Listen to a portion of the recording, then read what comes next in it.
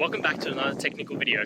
Today I'll be going through your question, answering it, and hopefully finding that solution that you're looking for. Guys, remember, stay just a little bit crazy like me, and hopefully you work through that resolution. Let's continue on.